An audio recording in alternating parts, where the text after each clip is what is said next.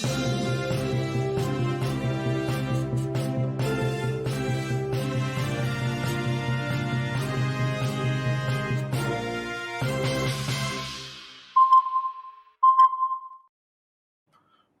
दोस्तों, OCA network में आपका स्वागत है। मैं हूं ओमकार चौधरी।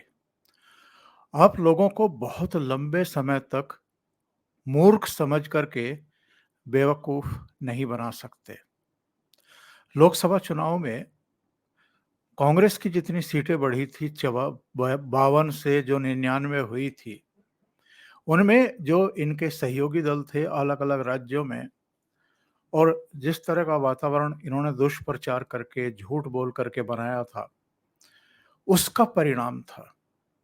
लेकिन 99 सीट को भी अपनी विजय बताना, अपनी विक्ट्री बताना, और प्रधानमंत्री नरेंद्र मोदी के नेतृत्व में भारतीय जनता पार्टी को मिलने वाली 240 सीटों को भी हार बताना, नैतिक हार बताना, ये अब राहुल गांधी को भारी पड़ रही है।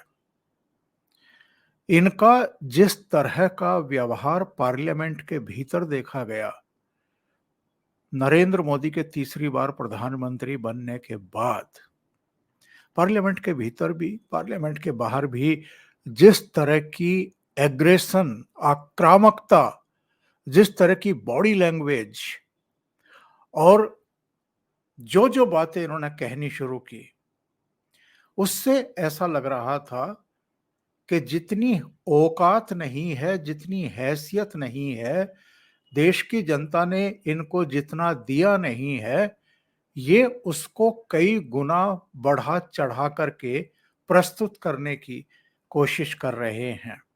और जो एक हिस्ट्री क्रिएट की थी तीसरी बार निरंतरता में प्रधानमंत्री बनने के बाद नरेंद्र मोदी ने, उस पर पानी फेरने के लिए, लोगों का उस ऐतिहासिक जीत से ध्यान डाइवर्ट करने के लिए, जिस तरह मीडिया का, सोशल मीडिया का सहारा लेकर के इन्होंने एक वातावरण बनाने की कोशिश की थी, वो हरियाणा के परिणाम ने एक ही झटके में धराशायी करके रख दिया है।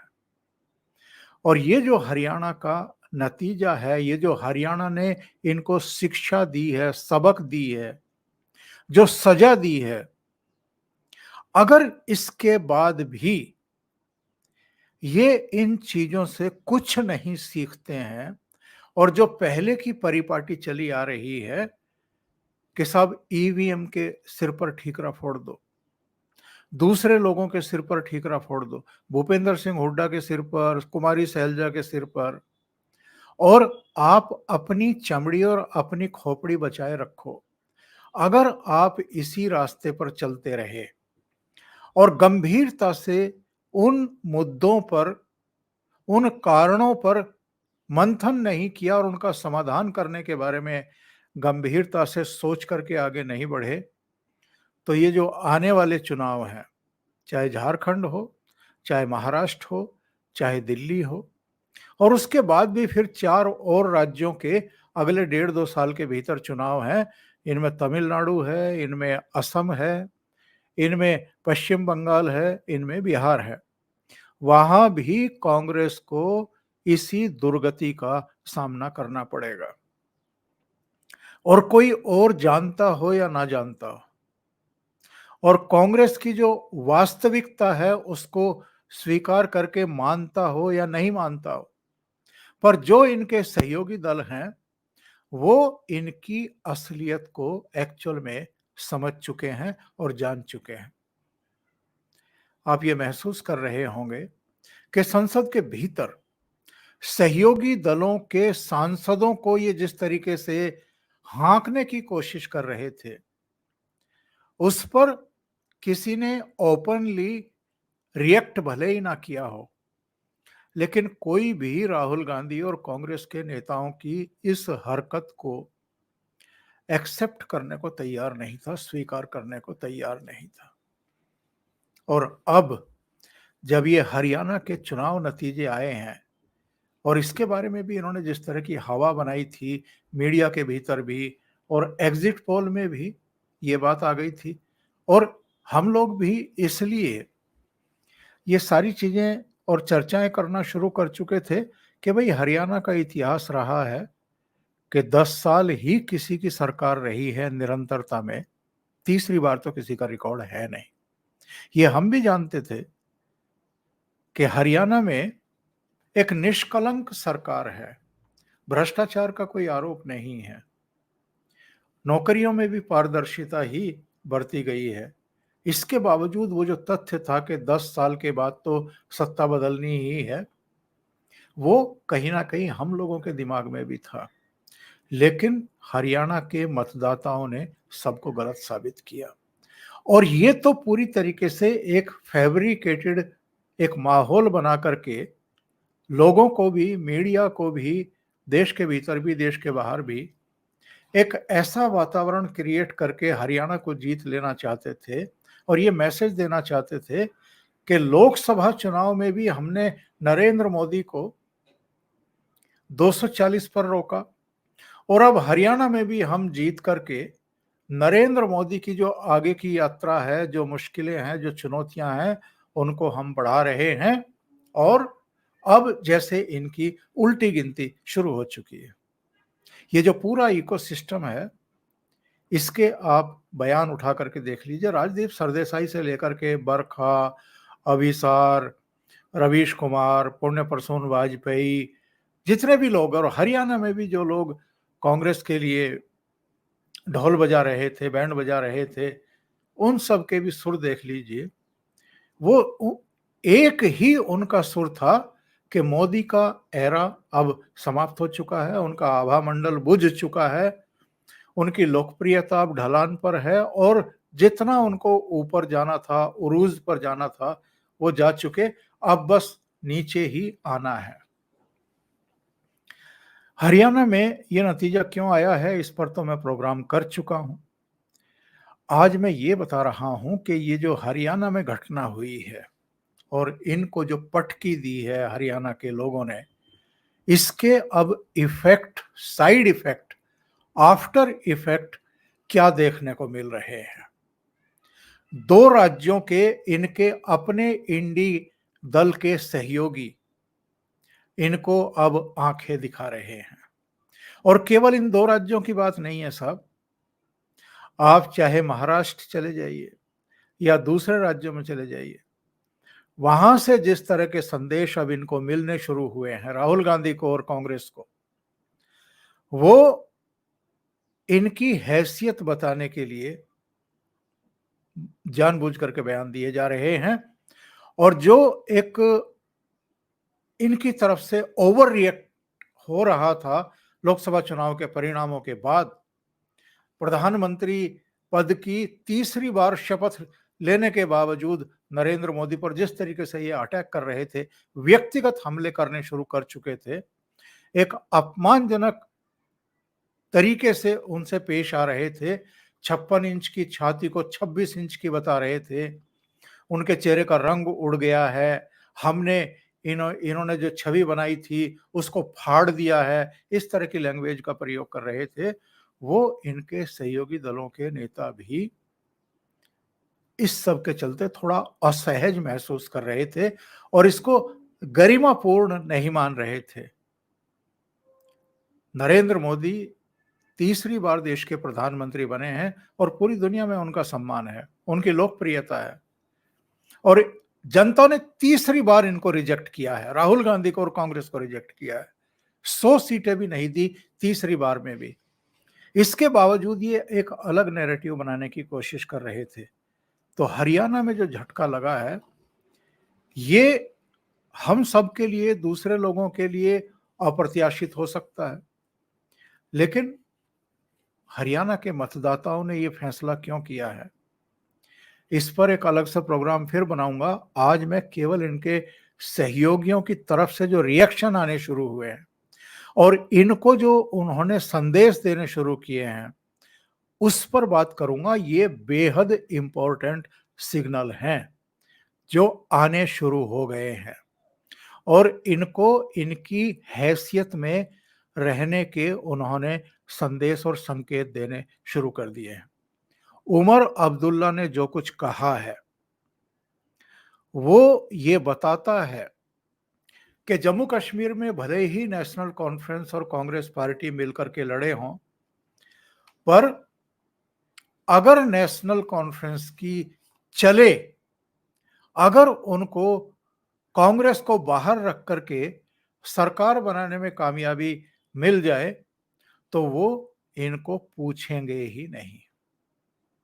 अब आप ये बताइए, राहुल गांधी का जो रवैया है प्रधानमंत्री नरेंद्र मोदी के प्रति और उनकी सरकार के प्रति, और जो संवैधानिक संस्थाएं हैं इस देश की उनके प्रति भी, वो चाहे हमारी न्याय प्रणाली हो, चाहे हमारी संसद संसद हो, संसदीय प्रणाली हो, चाहे हमारी कार्यपालिका हो, चाहे हमारा मीडिया हो, या हमारा निर्वाचन आयोग ही क्यों ना हो, 1 मिनट लगता है इनको किसी के खिलाफ भी बोलने में और किसी के ऊपर भी सवाल खड़ा करने में। ये देश में हो या विदेश में हो, 1 मिनट में ये किसी पर भी सवाल खड़ा कर देते हैं और उसकी विश्वसनीयता को लेकर, उसकी कार्यप्रणाली को लेकर के ये उस पर प्रश्न चिन्ह लगा देते हैं। उसकी जो विश्वसनीयता है, उसने जो इतने दिनों में, इतने सालों में अपनी एक साख बनाई है, उसको मटिया-मेट करने की कोशिश करते हैं। ये अलग बात है कि जनता इन पर भरोसा नहीं कर रही है, लेकिन जनता में कुछ पार्ट तो ऐसा है जो अलग-अलग कारणों से इन पर भरोसा भी कर रहा है, इनके पीछे खड़ा भी है और इनको वोट भी दे रहा है। उमर अब्दुल्ला ने ये कहा है, परिणाम आने के बाद और फारूक अब्दुल्ला के द्वारा उनको ये कहने के बाद कि उमर ही मुख्यमंत्री बनेंगे, उन्होंने पहली जब प्रेस वार्ता की उसमें कहा, जब पूछा गया कि साहब 370-35 से, तो उन्होंने कहा कि हम 370 और 35 ए को किनारे रख रहे हैं। ये क्यों कहा उन्होंने? उन्होंने स्पष्ट कर दिया कि केंद्र में इस समय जो सरकार है नरेंद्र मोदी की, उसी ने 370 और 35 से हटाया है। हम ये अपेक्षा नहीं करते हैं कि जिन्होंने हटाया है वो हमारे कहने पर या हमारे प्रस्ताव पारित करके भेज देने पर उसको बहाल कर देंगे। ऐसे में हम केंद्र के साथ टकराव के और शत्रुता के रिश्ते नहीं बनाना चाहते हैं। सरकारें इस देश में आती हैं, जाती हैं, बदलती रहती हैं। हम उस समय का इंतजार करेंगे जब केंद्र में सरकार बदले और लाइक माइंडेड कोई सरकार बन जाए, तो हम फिर उनसे अनुरोध करेंगे कि साहब 370 और 35 से बहाल कर दीजिए। यानी उमर अब्दुल्ला ने साफ-साफ ये संकेत दे दिए हैं राहुल गांधी को, कांग्रेस को और दूसरे दलों को, जिनमें आम आदमी पार्टी भी शामिल है, जो केंद्र के साथ शत्रुता का व्यवहार कर रहे हैं। टकराव का एक माहौल क्रिएट करके अपनी राजनीति कर रहे हैं और अपने वोट बैंक को पुख्ता करने के सपने देख रहे हैं। तो उमर अब्दुल्ला ने कहा कि हमारे आसपास दो शत्रु पड़ोसी हैं, दो शत्रु पड़ोसी देश हैं, चीन और पाकिस्तान, और हमें आगे की तरफ देखना है, आगे की तरफ बढ़ना है। तो हम केंद्र के साथ बात करेंगे, बात करके और राज्य की बेहतरी के लिए जो होगा वो करेंगे। उन्होंने कहा कि साहब राज्य राज्य का दर्जा वापस बहाल करने के बारे में प्रधानमंत्री जी ने भी कहा है, गृह मंत्री अमित शाह ने भी कहा है, पार्लियामेंट के भीतर भी कहा, पार्लियामेंट के बाहर भी कहा है। तो हम सरकार बनने के बाद यहाँ से प्रस्ताव पारित करके भेजेंगे और कोशिश करेंगे कि जल्दी से जल्दी राज्य का दर्जा जम्मू कश्मीर को फिर से वापस मिल जाए। ये दर्शाता है कि उमर अब्दुल्ला यू टर्न भी ले चुके हैं, मैच्योरिटी भी दिखा चुके हैं, राहुल गांधी को, कांग्रेस को ये बता चुके हैं कि राजनीति कैसे की जाती है। अगर राज्य की सत्ता में आप आ गए हैं तो राज्य को चलाने के लिए केंद्र की मदद की जरूरत होती है और अगर आप साथ मिलकर के आगे बढ़ेंगे तो ही आप कुछ कर पाएंगे। ये तो बात रही उमर अब्दुल्ला की। उन्होंने दो बातें और कही। उन्होंने कहा कि प्रधानमंत्री मोदी एक सम्मानित व्यक्ति हैं और हम उनसे टकराव का माहौल नहीं बनाना चाहेंगे। उपराज्यपाल मनोज सिन्हा के साथ उन्होंने स्वीकार किया कि हमारे रिश्ते बहुत अच्छे नहीं रहे हैं, लेकिन हम एक नई शुरुआत करेंगे। जब सत्ता में आ रहे हैं तो जैसे ही राज्य की कमान हमारे हाथ में आएगी, हम उपराज्यपाल से भी अपने रिश्ते बेहतर करेंगे।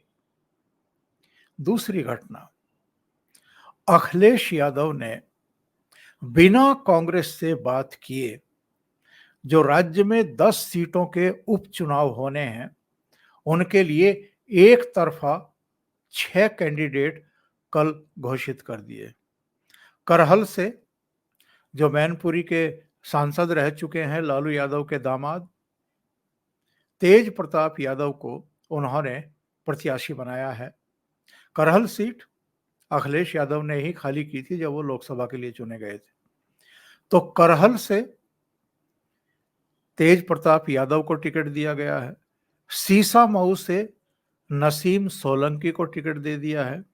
फूलपुर से मुस्तफा सिद्दीकी को, मिल्कीपुर से अजित प्रसाद को, जो फैजाबाद से चुने गए सांसद अवधेश प्रसाद मिल्कीपुर से चुने गए थे, वहां सीट खाली हो गई थी तो उनके बेटे को ही टिकट दिया है।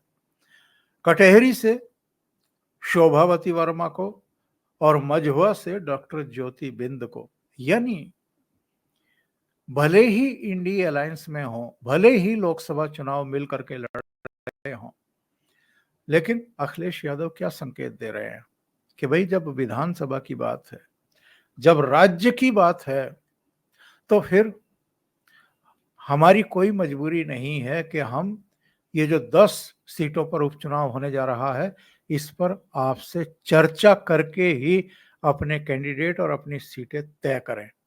अभी 4 सीटें बची हुई हैं। ये 4 सीटें ऐसी बताई जा रही हैं जहां कांग्रेस लड़ेगी भी तो कोई उम्मीद दूर दूर तक नहीं है। वैसे तो इन 6 सीटों पर भी करहल वगैरह को छोड़ दें और एक ये मिल्कीपुर छोड़ दें, कटेहरी में भी थोड़ा सा हो सकता है मुकाबला, पर बाकी सीटों पर योगी आदित्यनाथ ने जितनी मेहनत की है लोकसभा चुनाव के बाद से, उसके बाद तो लग रहा है कि अधिकांश सीटें भारतीय जनता पार्टी निकाल ले जाएगी। तो कांग्रेस को अखिलेश यादव ने भी झटका दिया है, बिना बात किए अपने पार्टी के 6 कैंडिडेट खड़े करके। इसके अलावा साहब, अगर आप देखें तो हरियाणा के चुनाव परिणामों को लेकर के राहुल गांधी, जयराम रमेश और कुछ दूसरे नेताओं के जिस तरह के बयान आए हैं, उसको लेकर के भी अब लोगों ने रिएक्शन देने शुरू कर दिए हैं और ये तीखे रिएक्शन हैं साहब। राहुल गांधी का ट्वीट क्या आया है? राहुल गांधी ने कहा है कि जम्मू कश्मीर के लोगों का तहे दिल से शुक्रिया। प्रदेश में इंडिया की जीत संविधान की जीत है, लोकतांत्रिक स्वाभिमान की जीत है। हम हरियाणा के अप्रत्याशित नतीजे का विश्लेषण कर रहे हैं। अनेक विधानसभा क्षेत्रों से आ रही शिकायतों से चुनाव आयोग को अवगत कराएंगे। सभी हरियाणा वासियों को उनके समर्थन और हमारे बब्बर शेर कार्यकर्ताओं को उनके अथक परिश्रम के लिए दिल से धन्यवाद। हक का, सामाजिक और आर्थिक न्याय का, सच्चाई का ये संघर्ष जारी रखेंगे, आपकी आवाज बुलंद करते रहेंगे। तो वैसे तो कांग्रेस की तरफ से जो कहा गया है उस पर चुनाव आयोग का रिएक्शन भी आ गया है और चुनाव आयोग ने हैरानी भी जताई है और आपत्ति भी जताई है इनके बयान पर। देखिए क्या कहा है कांग्रेस के ट्विटर हैंडल पर। हरियाणा चुनाव के नतीजे बिल्कुल अप्रत्याशित और अस्वीकार्य हैं। हिसार, महेंद्रगढ़ और पानीपत जिलों से लगातार शिकायतें आ रही हैं कि यहां ईवीएम की बैटरी 99% थी। इन जगहों पर कांग्रेस को हराने वाले नतीजे आए। जिन मशीनों को नहीं छेड़ा गया या जिनकी बैटरी 60-70% थी, वहां हमें जीत मिली। हम इन सारी शिकायतों को लेकर चुनाव आयोग जाएंगे। ये तंत्र की जीत है, लोकतंत्र की हार है, हम इसे स्वीकार नहीं कर सकते हैं। ये जो तरीका है कि मीठा मीठा गप गप और कड़वा कड़वा थू, यानी आप ईवीएम पर, चुनाव आयोग पर सवाल खड़े करने शुरू कर दें तो अच्छा है। असदुद्दीन ओवैसी ने ही इनको जवाब दे दिया है। उन्होंने कहा है जम्मू कश्मीर जीत जाती है तो ईवीएम में कुछ नहीं होता, जब कांग्रेस हार जाती है तो ईवीएम से सेटिंग हो जाती है, ईवीएम में सेटिंग हो जाती है। जम्मू कश्मीर में इंडी गठबंधन जीता, यहां ईवीएम ठीक था। हरियाणा में भाजपा जीत गई तो ईवीएम खराब हो गया। एक और प्रतिक्रिया में देख रहा था, ये अरुण वाजपेयी राजन है, उन्होंने कहा कि जम्मू कश्मीर में ईवीएम ठीक, संविधान सुरक्षित था, और हरियाणा में ईवीएम बदनाम, संविधान असुरक्षित। मतलब जहां कांग्रेस जीते वहां ठीक, जहां कांग्रेस हारे वहां खराब। इतनी बेशर्मी लाते कहां से हो? वैसे मैं आपको एक बात बताऊं, लोकसभा चुनाव में भी मतदाताओं ने तीसरी बार राहुल गांधी और कांग्रेस को रिजेक्ट किया है। रिजेक्ट किया है, मैं रिजेक्ट शब्द का प्रयोग कर रहा हूं, तीसरी बार। और हरियाणा ने भी इनको तीसरी बार रिजेक्ट किया है। और उन कारणों की समीक्षा हम अभी करेंगे जिनके चलते हरियाणा ने ये रिएक्शन दिया है, ये रिजेक्शन किया है इनका। लेकिन ऐसा लगता है कि राहुल गांधी और राहुल गांधी के इर्द गिर्द की जो मंडली है वो इन हारों और इन रिजेक्शन से कोई सीख लेने को तैयार नहीं है, और अपने कार्यकर्ताओं, अपने संगठन और मतदाताओं की आंखों में धूल झोंकने के लिए जहां जहां हार होती है वहां वहां सिस्टम के ऊपर सवाल खड़े करने शुरू कर देते हैं। कांग्रेस पार्टी के भीतर से भी और बाहर से भी अब तो लोगों ने रिएक्शन देना शुरू कर दिया है ना। चाहे संजय राउत हों, उद्धव ठाकरे हों, या कांग्रेस के दूसरे नेता हों, उन्होंने भी कहना शुरू कर दिया है। दूसरे दलों ने कहना शुरू कर दिया है, टीएमसी के लीडर्स ने कहना शुरू कर दिया है। और इन्होंने जो समीक्षा करने के लिए मीटिंग बुलाई मल्लिकार्जुन खड़गे के आवास पर, जिसमें राहुल गांधी भी मौजूद थे, वहां पता है किस किस को बुलाया गया है? वहां पर जो 3 इनके ऑब्जर्वर नियुक्त किए गए थे, राजस्थान के पूर्व मुख्यमंत्री अशोक गहलोत, अजय माकन को बुलाया गया, प्रताप बाजवा को बुलाया गया, वेणुगोपाल जो राहुल गांधी के अब सबसे विश्वस्त हैं, भूपेंद्र सिंह हुड्डा को बुलाया गया, और जो दीपक बावरिया हैं उनको बुलाया गया। लेकिन किन को नहीं बुलाया गया? रणदीप सुरजेवाला को नहीं बुलाया गया, कुमारी सैलजा को नहीं बुलाया गया, कैप्टन अजय यादव को भी नहीं बुलाया गया। और यही तो चीजें हैं जो हरियाणा समेत तमाम राज्यों में कांग्रेस का भट्टा बैठा रही हैं। जिस तरह टिकट का बंटवारा हुआ, जिस तरीके से भीतरघात हुआ, जिस तरह कुमारी सैलजा ने भूपेंद्र सिंह हुड्डा के समर्थकों को हरवाने के लिए कोशिश की, जिस तरीके से भूपेंद्र हुड्डा ने सैलजा के जो समर्थक चुनाव लड़ रहे थे उनको हरवाने के लिए जोर लगाए, और अल्टीमेटली कांग्रेस का भट्टा बैठा, उसका कोई इलाज नहीं होगा। और राहुल गांधी की तो कोई जिम्मेदारी ही नहीं बनती है। अभी तक बताते हैं कुल मिलाकर के 88 चुनाव हारे हैं राहुल गांधी के नेतृत्व में कांग्रेस अलग अलग राज्यों में। लेकिन राहुल गांधी को कौन चैलेंज कर सकता है? राहुल गांधी को नेता पद से कौन हटा सकता है? अभी के लिए इतना ही। बहुत बहुत धन्यवाद। अगर आपको ये चैनल और इसके कंटेंट पसंद आ रहे हैं तो लाइक करें, कमेंट करें, वीडियो को शेयर भी करें। अभी तक अगर आपने ये चैनल सब्सक्राइब नहीं किया है तो सब्सक्राइब कर लें और साथ में लगे बेल आइकॉन को दबा दें ताकि आगे आने वाले वीडियो और उनके नोटिफिकेशन आप तक पहुंचते रहें। बहुत बहुत धन्यवाद। नमस्कार।